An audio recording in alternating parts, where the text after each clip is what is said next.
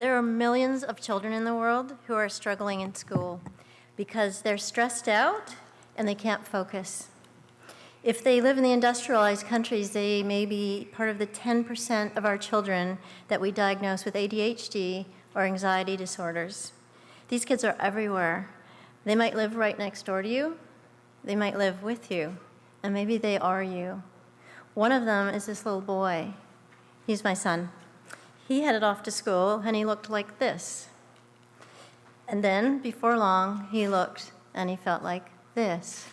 So how do we get these kids back here where they're alive again and they're succeeding at school?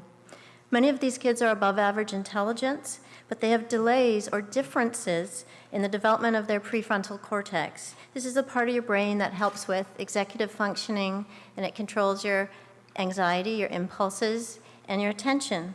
And some of them have a very reactive amygdala. That's the part of your brain that deals with fear and fight or flight. So simply put, a lot of these kids are overwired in reactivity, underwired in control, and so they really struggle at school. When I was trying to solve this problem, I thought all kids actually already know how to relax and how to focus. So when this little boy blows on a pinwheel, he calms his body by blowing, and that calms his brain. And he focuses his attention on the pinwheel spinning, so he's relaxed or calm and focused already. So to help these kids develop an ability to be able to calm down and focus on purpose, we need to show them how to do it. They need to know how it feels in their body. And then we need to teach it so they can do it intentionally when they really need to. And we need to find a way to get them to practice it so it gets easier, like everything. So we made a tool, a brain-computer interface and application. And then we use this to help children learn how to calm down and focus. It's called Mindful. It works with this EEG headset that looks like that. And it's wirelessly connected to an Android tablet, which most 8-year-olds have Android tablets or Apple tablets. So the system basically measures what's going on in the child's brain. Are they calm? Are they anxious? It sends that to a program on the tablet that causes something to happen in a series of games.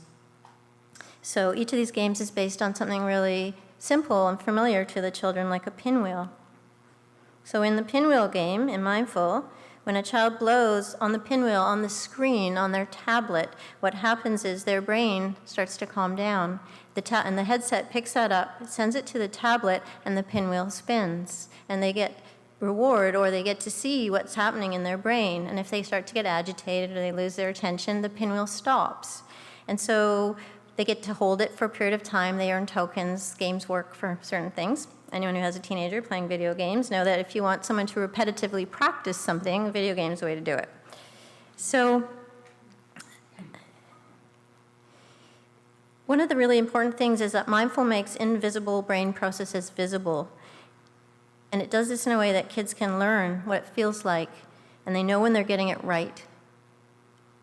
So we're starting our third study with Mindful in the schools. We're working with young children in the Alternative Schools program in Burnaby.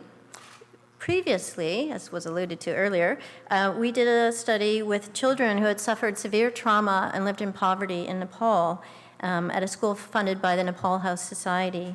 So my son at this point had grown up and become quite good at these sorts of games. So he taught the kids how to use Mindful. We designed it explicitly for them.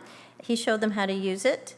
And we ran a controlled field study in Nepal. We split the kids into 2 equivalent groups so we could have a control group, and we worked with the first group for 6 weeks and the second group for another 6 weeks. We assessed all of the children at the beginning, in the middle, and at the end so we could see what happened.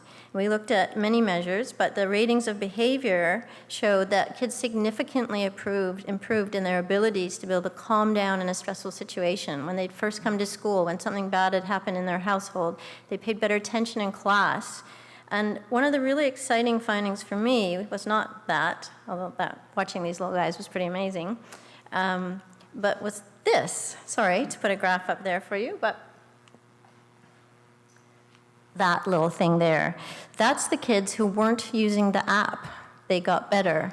So after they used the app, they learned how to self-regulate, and then they continued to improve. And the teacher would say to them, Okay, everyone settle down. Remember what it's like when you make the pinwheel spin and the whole class settles down. So why that's really important is it means that an entire school can benefit from one tablet and one headset, and we can reach millions of children. Thank you.